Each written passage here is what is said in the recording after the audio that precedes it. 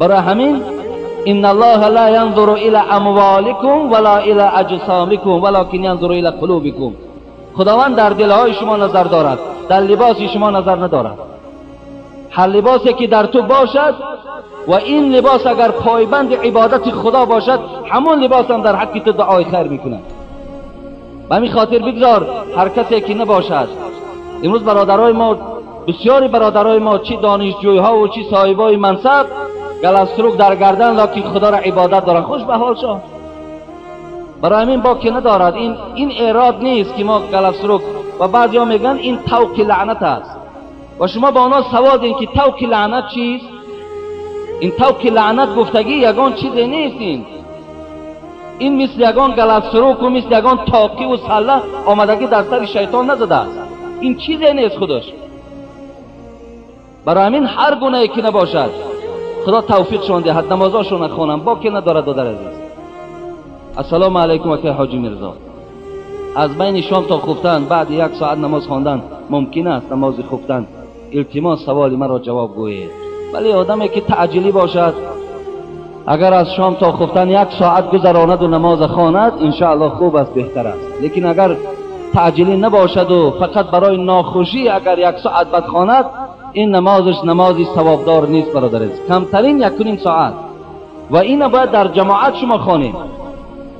اگر نباشد امکانیت جماعت و امکانیت طاقت، بعد 1 ساعت بخوانید درست است. السلام علیکم داملای شیرین سخن. من یکی از مخلصان شما هستم از ناحیه 5. از شما خواهش میکنم در حق من و عائله من دعا کنید که همیشه دوستدار دین اسلام باشیم و خدا به من یک پسر خوب خدمتگار دین اسلام عطا کند. و یک سوال دارم. سوال چنین است: دختر عمکی را یا دختر خاله را در نکاح خود گرفتن درست است یا نه؟ التماس جوابش را گویید. مخلص شما از ناحیه 5. یکم بار می شود که در شهر کولاب زیبای شما هستم و نیت خواندن نماز جمعه آمدم. خدا علم شما را زیاد گرداند. خدا آن آرزو امیدهایی که کردی همگیش خدا برآورده کند و دختر عمکی و دختر خاله را گرفتن درست است برادر عزیز. سلام اکای حاجی میرزای شیرین سخن. لباسی که مثل پوست پلنگ باشد پوشیدنش جایز است. باز بعضی از زنها با این خیلی لباس ها نماز هم میخوانند.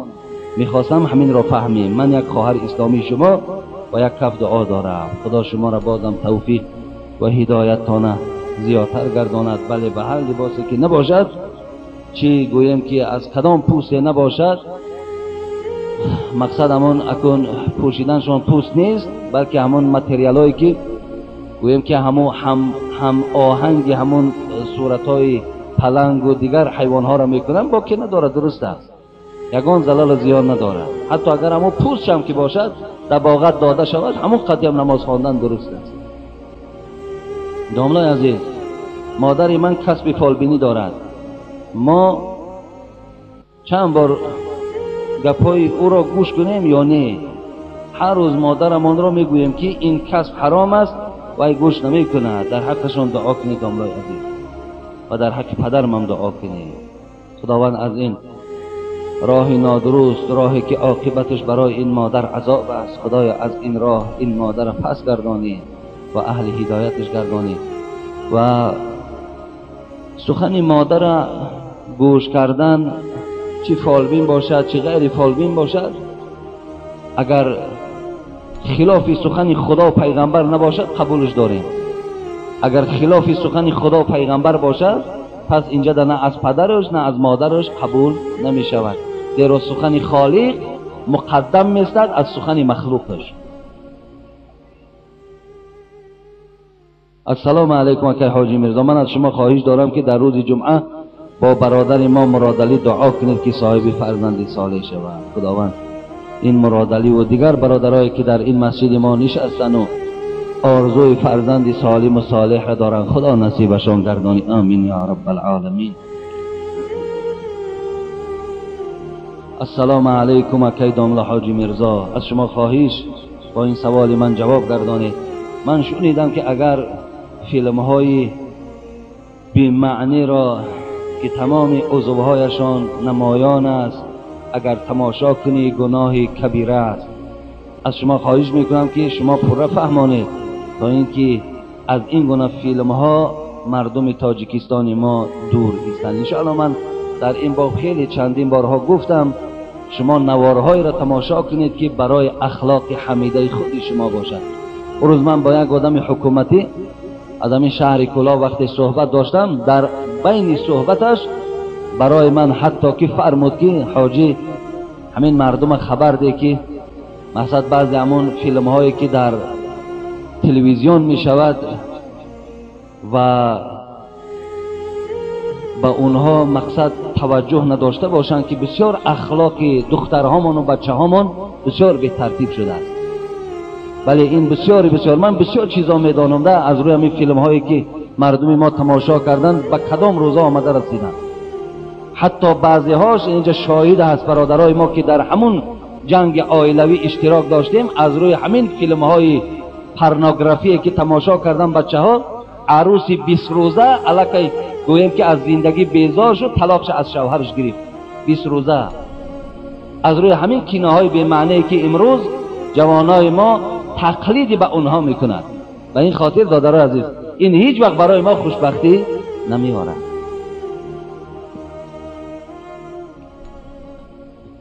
السلام علیکم ایشان حاجی میرزا، خداوند شما را از همه فتنه ها، اختلاف ها و کشمکشی هایی که حاضر در تاجیکستان از شما را نگه دارد.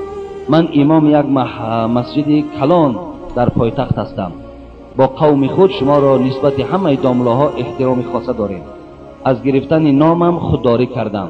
حاجی خدا به تو خیر خواسته است و تو را دوست می‌دارد که امروز مردم خرد و کلان شما را دوست می‌دارند و حرمت می‌کنند و هزارها زن و مرد با سبب شما هدایت یافتند. یک نصیحت دارم و دو سوال. نصیحتم همین است، داملا فقط از پسی نصیحت‌های لازمه و درکاری در جماعت صحبت کنید، در جمعه صحبت کنید. از این دایره بیرون نشوید و مسئله های اختلافی را در مسئله های اختلافی وقتتان نگذرانید. بخشش زیاد خودتان از من خوبتر میدانید. یک نصیحت کرده است برادر که امروز بعضی گویم اختلاف ها و بعضی نافهمی ها و بعضی عمل هایی که گویم که نه گویم باعث بحث و مناظره باشد که دامنگیر مردم ما شده است و امروز سبب شده است و به خاطر بعضی مسئله جزئی که هیچ قدر و نقش در اسلام ندارند گروه‌بازی ها شده است. یکدیگر را بد میبینیم، یکدیگر را روی خوب نمیدهیم، حتی لازم شود یکدیگر را زده خونشار هم که کنیم دلمان خنک نمی شود. مقصد از همین اختلافات دور باشو، از همین مسئله ها دور است. اینا ابله هستند، اینا به عقل هستند، اینا خدمتگاری در اسلام نیستند. با این عمل ها این خدمت نیست. خدمت راهاش دیگر است، خدمت مسئله هاش دیگر است. اون مسئله های مرکبی هست که من باوری دارم که اینا اگر به یکی از اونا پیوست شوند باور که در وجودش اونقدر ترس پیدا می شود که خدا داناست که دیگر روی زمین نمیبرش. این چی مسئله است؟ مسئله مهمه که انسان بعد او فشارها میبیند، عذاب میبیند، چنگی به وی بزن. این چی است؟ این چی مسئله هم نیست آخر. مثلا این داملا خدا خیرش دهد ما را نصیحت کرده است که از همین مسئله دور باشیم. ما دور میستیم، لیکن افسوس که دور ایستادن مانم باور کنین چگونه ای که برای خودمان یک مسئولیت بلند حس میکنم که مبادای مثلا ما قرار ایستیم و ما به مردم چیزی نرسانیم و بعداً گویم بعضی از شخصیت ها مردم کاردار شدن گیرن، اینجا دا باز ما قرار ایستادن نمیتونیم. و این خاطر نصیحتی منم همین است. دادر عزیز باز میگویم، باز به گوش شما میرسانم، یگانه چیزی که امروز مطابق مناسب برای ما و شماست مذهب امام ابو حنیفه رحمت الله علیه است. از این مذهب دادر عزیز اینجا سوال آمده است، یک وجه بیرون نشو. به نام آن خدا دفاع از مذهب مان دفاع قرآن و سنت است. هیچ زلل و خلل در این راهی که ما و شما اختیار کردیم نداریم. ببینید 200 میلیون عالم ها و مفسرات در هندوستان دفاع از مذهب امام ابو حنیفه دارند. 200 میلیون، 80 میلیون مردم افغانستان. ببینید چقدر. ولی اکنون من دیگر دولتاش برای شما نمیگیرم. 80 میلیون مردم پاکستان همه مولوی هستند، همه اهل علم هستند. صدها کتاب نویسنده برای خدمت اسلام تقدیم کردند، همگیش پیرو مذهب امام ابو حنیفه است. از آن جمله بنده هم دوستدار از پیرو مذهب امام ابو حنیفه است. برادرها از ما شکرانه میکنند، هزارها آدم به دعوت شما هدایت یافتند، از مذهب ساده خدمتی در اسلام میکنند. به این خاطر دادر عزیز، هر چی در مذهب آن هست، هر ترتیبی که نمازی که در ما و شما بود، از این بیرون نشو داده. اگر تو سوال داری، اگر تو چیزی پرسیدنی، از من بپرس. من برای تو انشاءالله به نام خدا، از برای خدا غمخوارم، از برای خدا دوستت میدارم. دیگر نه به منصب پدرت نه به مالداریت به نام الله اهمیتم نمیتم، پروا هم ندارم، فقط به خاطر خدا دوستت میدارم. برای همین نصیحتی منم همین است دادر عزیز. امروز بسیار وقتی حساس است و وطن مانند دوست داریم. یک زمان دیدیم ناآرامی ها را، کشمکشی ها را دیدیم، چی بدبختی ها را دیدیم. و فکرم که دیگر دل ما و شما را این معرکه های ناخوش گرفت. بسیار نعمتی خوب آمده است، آرامی، الحمدلله. این زیباگی مسجد ببین، از ساعت 8 9 مسجد پر آدم است. این میکروفون ها را ببین، صدای الله اکبر دارند. چی دیگر برای ما لازم است؟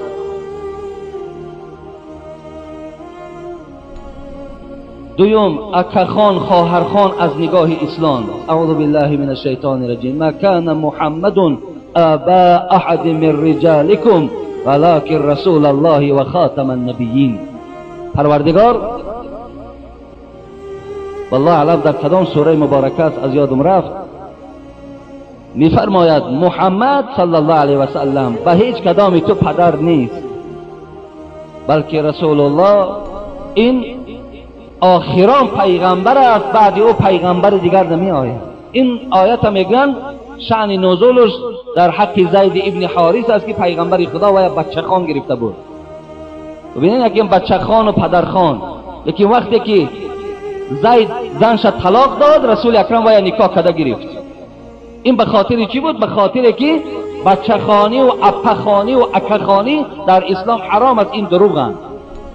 هیچ وقت شما به این عمل دست نزنید. این اپه خان مای، این خواهر خان مای، این اکه خان مای، دروغند. اینا دا گناهگار میشوید دادر عزیز. دوم، سیوم، سنت خفتن را میخوانند تا امام نخیزد قوم نمیخیزد. چی معنی دارد؟ مثال ما و شما فرض میخوانیم همراه امام، بعد او سنت میخوانیم و بعد سنت مثلا تا امام نخیزد به سوی نماز 3 رکعت وتر واجب ما و شما نمیخیزیم. خوش به حالتان دادر عزیز. این احترام است. این حکمتش احترامی پیشواتون هست، احترامی عالم ها هست. شما احترام کنید، بگذار اول امام خیزد، بعد از پس امام شما خیزید. به خاطر این حرمتی که شما نسبت امام کردین، نسبت پیشواتون کردین، الله برای شما در اول صحبت که آداب من برای شما بیان کردم، الله برای شما آتش دوزخ حرام میگرداند.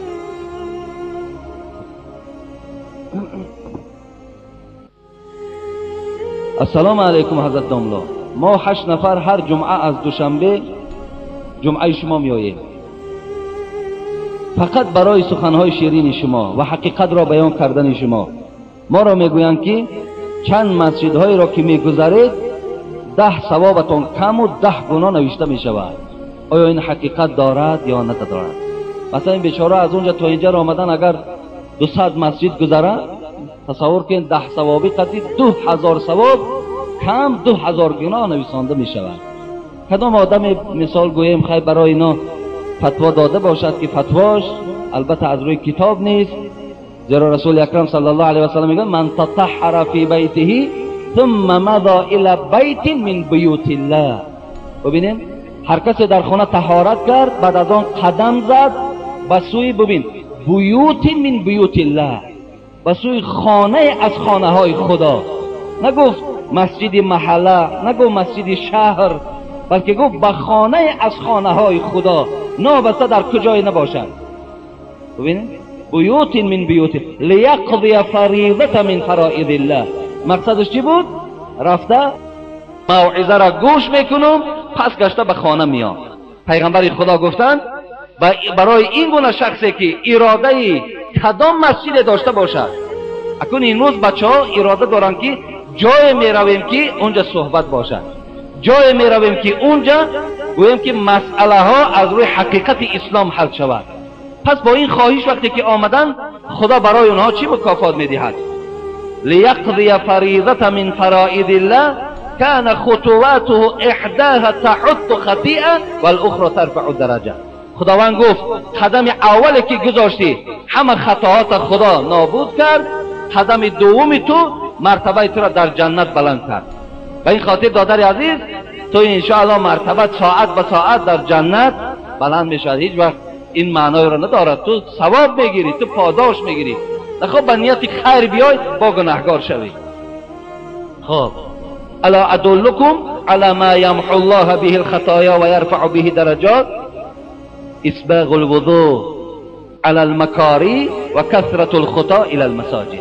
حبیب خدا با بیان کردن آیا شما را دلالت کنم به یک عملی که اگر چند زنید خدا خطاهاتون میبخشد، مرتباتون در جنت بلند میکند. گفتن چیست؟ گفتن کسی که قدم زیاد به مسجد میزند. خودش دلالت بر همین میکند. حتی بینین همو بنی سلمه، حدیثی هم بخاری است هم مسلم است. بنی سلمه وقتی که اطراف مسجد پیغمبر خالی شد، اونا گفتن که میرویم در پهلوی پیغمبر خدا خانه میدازیم، پهلوی مسجد. وقتی این آوازه به پیغمبر خدا رسید، به نزد بنی سلمه رفت. چی گفت؟ گفت بلغنی انکم یا انکم تريدون ان تنتقلوا الى قرب المسجد. من خبردار شدم که شما خانه هاتون می پرتاین و پهلوی مسجد ما آمده خانه میکنین. گفتم بله ای حبیب خدا، همچنان اراده داریم. رسول اکرم چی گفت؟ یا بنی سلیمه دیارکم تکتب آثارکم، دیارکم تکتب آثارکم. ببینید گفتن جان من شوین، از جاتون نجنبین. همین راهی دوره که شما بین مسجد و بین خانه شما مسافه که هست، خدا در هر قدم تو حسنات نویسانده میکند. نزدیک نیا که از این حسنات محروم میشوی. این دور آمدن ثواب دارد، این پاداش دارد، این هیچ وقت گناه ندارد. دادر عزیز، یکم سوالش. دویم سوال، روزهای جمعه اگر با پول یا دروغ گفتن در درس اشتراک نکنی درست است یا نه؟ اینا دانشجو بودن برادرای ما. دویم سوالشون آمده است که ما در خوابگاه دانشگاه اگر با تگی تروسی در طهارتخانه طهارت کنیم درست است یا نه؟ مثلا بعضی آدمی هست که تای تروسی و تای میکه حمام می‌دراید، اما طهارتخانه درون خانه‌اش می‌دراید و همون اگر طهارت کند، بله طهارتش درست است، با که نداره، درست میشه طهارت. فقط عبادت با او درست نمیشه. مثلا نماز خواندن با او درست نمیشه، طهارت کردن درست میشود.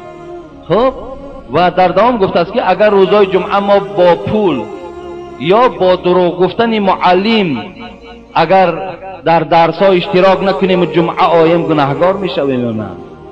برادر عزیز و گرامی، اون یک مصرع شعری بود از یادم کمی رفت که بسیار مطابق و مناسب بود. هر که از عالم گریزد در جهان، ببین، هر که از عالم گریزد در جهان، او ز دولت می گریزد این بدان. مقصد شما وقتی که از درس های خود می گریزین، ولی امروز برادرای ما در همین مسجد اشتراک دارند، بسیارش معلم ها را دروغ می گویند یا با طریق پول، چگونه این برادر ما گفته است یگان مبلغ می دهند، خب یا از درس اشتراک نمی کنند، آمده جمعه شو نمی خوانند. دادر عزیز، من چند بار گفتم برای شما، من خودم در مکتب به باهای خوب اعلی خواندگی، باور کنین ما در اما اتستاد ما 3 نداریم، ما غمگین میشدیم که 3 میگرفتیم. و من گفته بودم به شما، من محب و دوستداری همان جوانی هستم که از نام او از مکتبش من رحمت نامه شنوم یا رحمت شنوم که خوش به حالت داملا که همون بچه در محله شماست یا در مسجد شماست بسیار بهای خوب و اعلا دارد، اخلاق حمیده دارد. برای همین دادر عزیز وقتی دروغ گفتی تو دروغگو هستی، مبلغ دادی، در این مبلغ پیشگاه خدا تو جوابگر هستی. برای همین در همون دانشگاه، در همون مکتب خدا، همون ساعت درسی که از اشتراک کن دادر درس بخوان، برابر ثواب جمعه را تو در پیشگاه خدا میگیری. برای شما خدا باز نماز دیگر در روز جمعه داد است. خلیفه نماز جمعه نماز پیشین است. بیا نماز پیشین تا بخوان، در دلت که محبت جمعه را داری، خدا همین ثواب برای تو میتید. ما از این میکروفون ها اینقدر داد میگوییم که علم دنیا علم خداست، علم آخرت علم خداست. پس امروز که ما شما را از درس ها باز داریم، درس ها در نروین، مسجد آین، پس این دولت ما و شما را کی آباد میکنه؟ این جامعه ما و شما را کی آباد میکنه؟ و هر یک ملک همون آدم خودش آباد میکنه. برای همین دادرای عزیز همیشه در درساتون اشتراک کنید. پدرها و مادرها شما خیلی نظارت کنین، سخنای ما را برده رسانین. من جانبدار هستم که او در روز جمعه در مکتبش درس خواند، معلمش احترام کنه، معلمش دروغ نگوید، خوان درس خوان به فایده جان خودت است. ببین شاعر چی گفت؟ هر که از عالم گریزد در جهان، او ز دولت می گریزد این بدان. تو از دولت می گریزی، از دولت معرفت، از دولت معنی، از دولت دانش و فهمیش تو می گریزی. چی معنی دارد این؟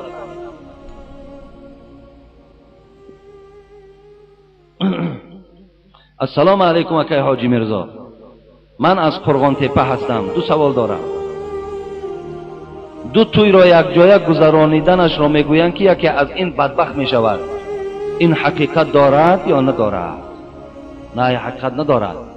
اگر در خانه یکی دو توی یک جا می شود، مثال یا دختر تا شوهر همراه بچه تا زن دادن، یا دو بچه تا یک باره زن میدهی، یا دو دختر تا یک باره شوهر میدهی، این بدبختی نمی آرد دادرای عزیز. بدبخت کردن، نیکبخت کردن فقط کار الله است. این توی هیچ کدامی را بدبخت و نیکبخت نمی کنند. اگر فتوا می دادن که انسانی که اگر امکانیتی دو توی را یک توی کردن داشت لیکن نکرد، وای تویدار بدبخت می شود، اینش درست بود. انا اینش درست. به خاطر که شما یک خودتان در ترازوی عقلتان سنجین، خراجات کم، دوادو کم، آخر گویم وقت چقدر قیمت است، وقتاتان انشاءالله همش صرفه‌کاری می شود، چقدر فایده برای جان شما هست. برای همین اگر سه توی که در خانه تو یک جایه کرده توانی با خوش به حالت، ولی دو توی که یک جانب. دوم، در جای ما تا حال در بعض جایها جمعگی هست، آیا اشتراک کنیم یا نکنیم؟ ما از جمعگی های همیجه خیلی صحبت ها داشتیم.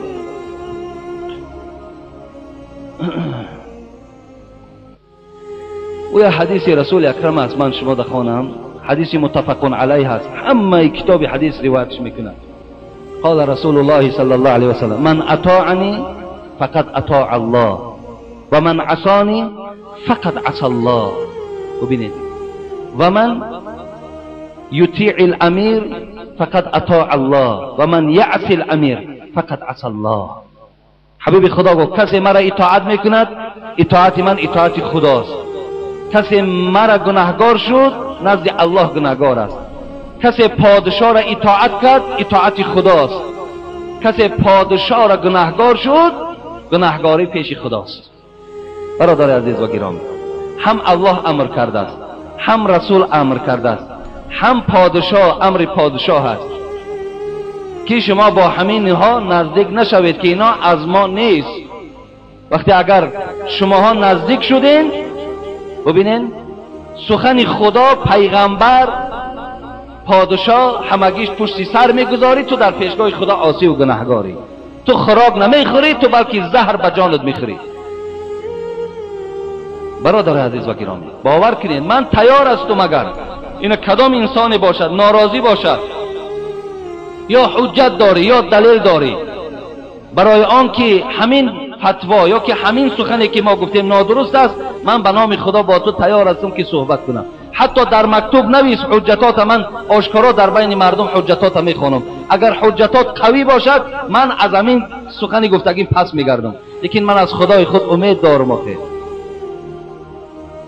ما اینقدر نظارتی در کتاب ها کردیم، اینقدر برای شما رسانیدیم و ما هم در پیشگاه خدا میترسیم و این کار برای ما فایده آورتر است از شما دیده. ما راحت این معرکه را زیادتر میبینیم نه شما،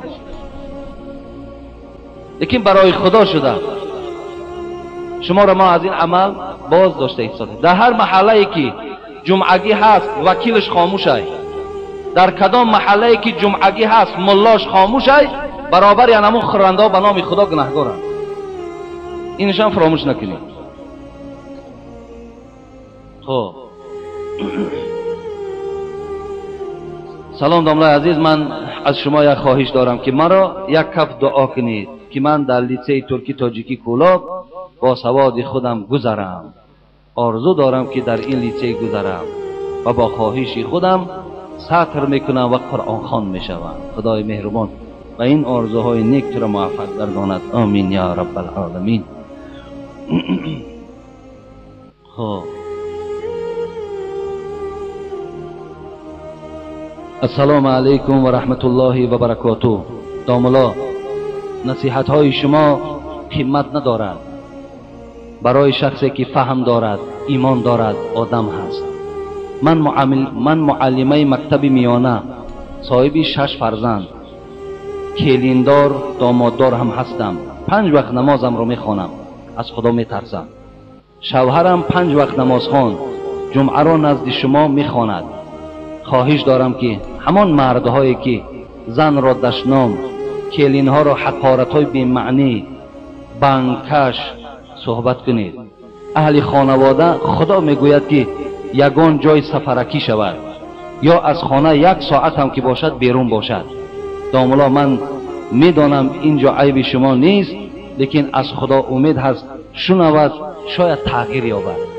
یعنی معلمه کسی باشد خدا خیرش دهد که شوهری دارد که از روی گفتهاش این است که حقارت کننده هست، کلینها را دشنام‌های بی معنی، بازم این چی بوده است؟ بانکش بوده است میگوید.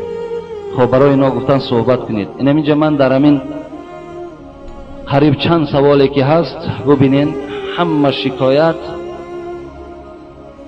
همین شکایت را درو میخونم، بعد یک جواب مکمل میگم تمام.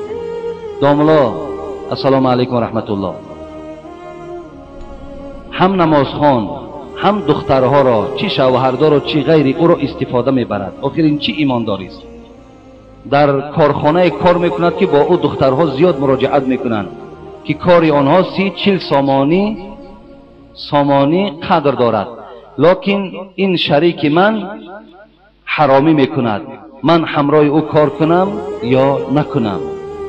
خب السلام علیکم رحمت الله و برکاته. محترم بابای حاجی میرزا، من به شما اخلاص سخت و باوری کامل دارم و از همین سبب میخواهم کمی هم باشد درباره آدم‌های تهمت کن و جنگداز و دروغگوی ها صحبت میکردید. همین جمعه التماس فخر کولاب ما، همه اونها در جمعه تو حضور دارند.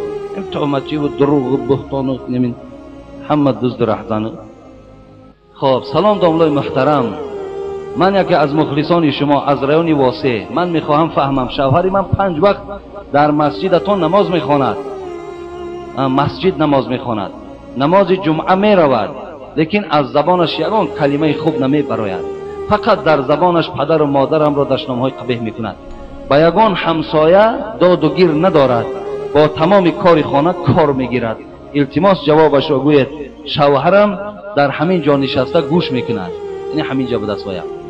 خب این همین یک 5-6 تا نگاه کردم از بین سوال ها، همین ها را همش یک جا کردم.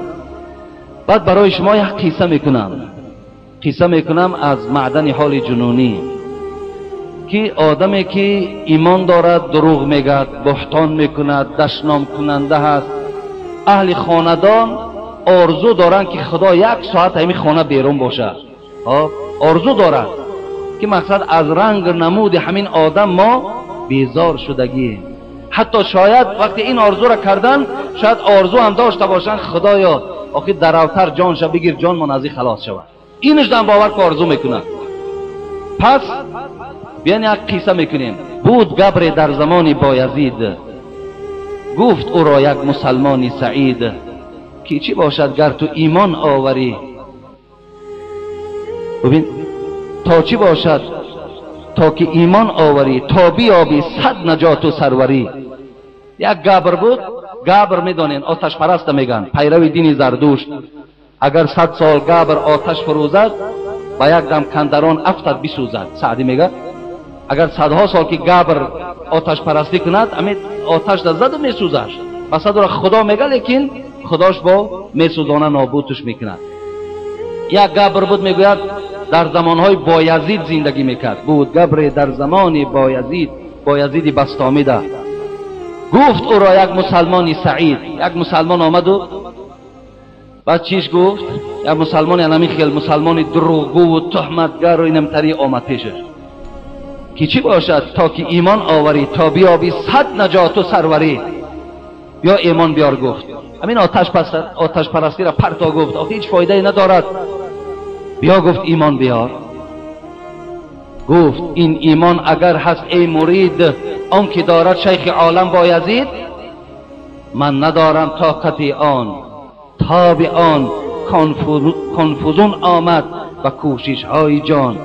گو اگر همین ایمانی که بایزید بستامی دارد و همون مرا دلالت میکنیم. گو بله انا همون بایزید بستامی، همون ایمانی که بایزید بستامی دارد و همون ما را دلالت میکنیم. این گبر چی گفت؟ من ندارم طاقت آن تاب آن. من طاقت ندارم گفت آن ایمانی که بایزید دارد، آن خدا ترسی که بایزید دارد، آن رفتاری که این بایزید بستامی دارد.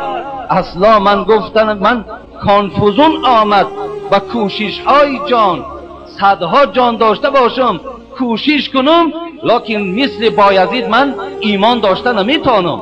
من ایمان اساسی و یقین در بایزید میبینم. گبر گفتن گرچه در ایمان و دین ناموقنم، لیک در ایمان وی من مؤمنم. گو اگرچه من در دین شما باوری ندارم، در ایمان آوردن یقین ندارم، لیکن در ایمان بایزید ایمان آوردگی هستم. ایمان همون را دیدم، عبادتی وی دیدم، گویم رفتار و گفتار و حیاتی وی من دیدم. در ایمان وی من ایمان دارم، لیکن در دین و در ایمان من یقین نیستم. باز ایمان انا کو ببینید چی میگوید. گبر چی میگوید؟ باز ایمان گر خود ایمانی شماست، اگر مثل همین ایمان تو باشه 5 وقت نماز میخوانی، در خانه آرزوی دیدن تا ندارن، از دست تو آزار میابند، تو دروغگویی، تو تهمتگری، تو بی‌حیایی، تو نماز میخوانی زنا میکنی، تو نماز میخوانی عرق مینوشی. اگر همین رنگ تو ایماندار باشد، باز ایمان گر خود ایمانی شماست، نه بدان میل استم و نه اشتهاست. اشتها ندارم گفت، میلم ندارم گفت. ببین هیچ میلم. در دوامش چی گفتن حضرت؟ گفتن آنکه 100 میلش سوی ایمان بود. ببین آنکه 100 میلش سوی ایمان بود، چون شما را دید آن فاتر شود. آدم ایماندار وقتی تو را میبینه، عملی تو را میبیند، رفتار و گفتار تو را میبیند، اگر ایمان می آوردگی باشد میگد نه ایمان همین باشد، اسلام همین باشد، من قبولش نکردم. برای چی؟ زان که نام بیند و معنیش نی. حضرت بیان کردن زان که نام بیند و معنیش نی، تا بیابان را گلستان گفتنی. همین یک بیابان، یک جایی که آب ندارد، یک گویم خاکباد است، درخت ندارد، همون خیل جا را آدم گلستان گفته میتوند؟ نمیتواند. گفتن آدمی که عملی خوب ندارد، رفتاری خوب ندارد، انسانی که کاملا به گویم که قرآن ایمانی پره نآورده است، همین خیل آدم چهل مؤمنی کامل میگوید. خدا در قرآن سوره بقره ده یا ایها الذین آمنوا ادخلوا فی السلم کافة ولا تتبعوا خطوات شیطان. و این پروردگار ما را چی میگه؟ در اسلام با پرگی درآیین، با دستاتون درآیین، با دلهاتون درآیین، با چشمهاتون درآیید، با پایهاتون درآیید. یعنی همه اینها از خدا ترسن، همین خیلی اسلام قبول کنید.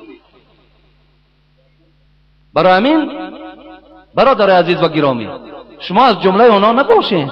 و دروغ گفتی الک تصور کن که ثواب عبادتات نابود میکند. خاندان ده که آدم دلازار باشی مردم از تو نفرت دارن، در حق دعای بد میکنن. امروز با بدبختی را ببینین، نماز میخواند لیکن دخترای مردم استفاده میبرد. از خواهرت نمیترسی، از زنت نمیترسی. حبیب خدا گفت کما تدین و تدان، چگونه معامله میکنی همون معامله را انتظار شو. دختری کسی را رسیدی، دخترت به بلاغت رسید میرسنش. زنی کسی را استفاده بردی، ساعتش میآید زن تا استفاده میبرن. از خدا نمیترسی. همون به آبروگی که در حق یک برادر میخواهی، اگر همون به آبروگی را در راستی تو کنخته چه خیلی تصور میکنی؟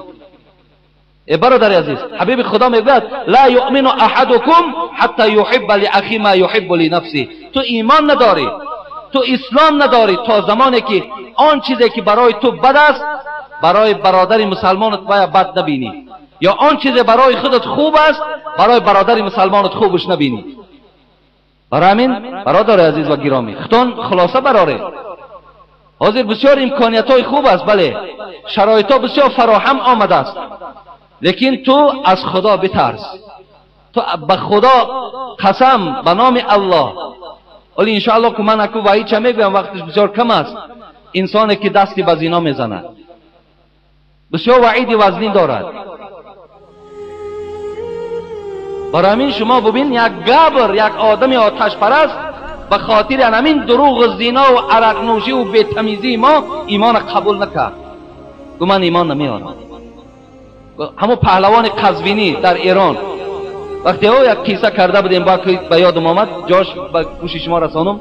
وقتی آمد میگوید میکه را بدر کرد و بعد به شکم خواب کرد و بعد آدمی که نکالکه میزد گفت همه پشتی ما در یک صورت شیر بزن. گفت ولی در همون صحنه های جنگ در تلویزیون میبرد کو مثال مردم امریکا و مردم دیگر دولت ها دستاشون در صورت های مار و پیشوی براشون در هر گونه صورت های حیوانات زدگی است.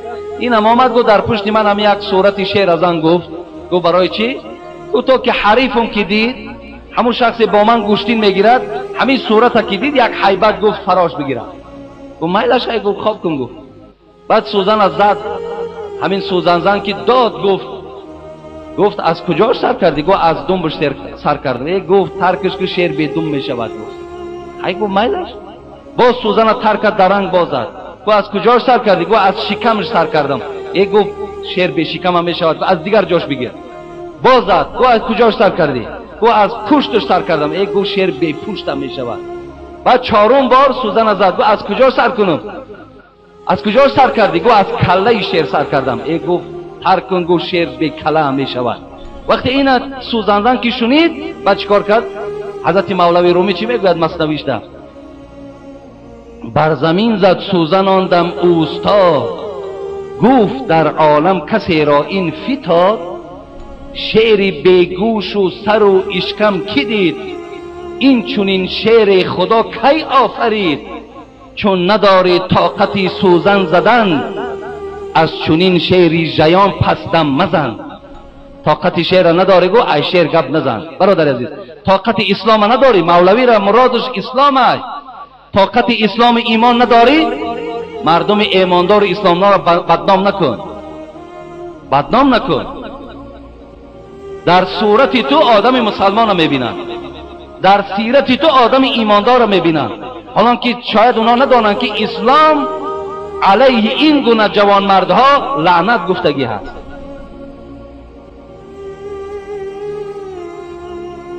خب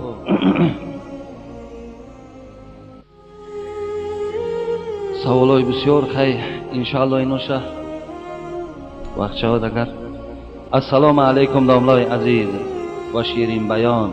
ما 7 نفر از فرخار در جمعه شما اشتراک داریم. خب یکی از نفرهای ما شرایط لباس دارند، لکن روز جمعه لباسای بی معنی پوشیده، لباسهای چرکین پوشیده، دلش به لباسهای نوش نمی شود. بچه ها شکایت میکنند که لباسهای تازه پوش سنت است، روز عید است، گوش نمی کنند.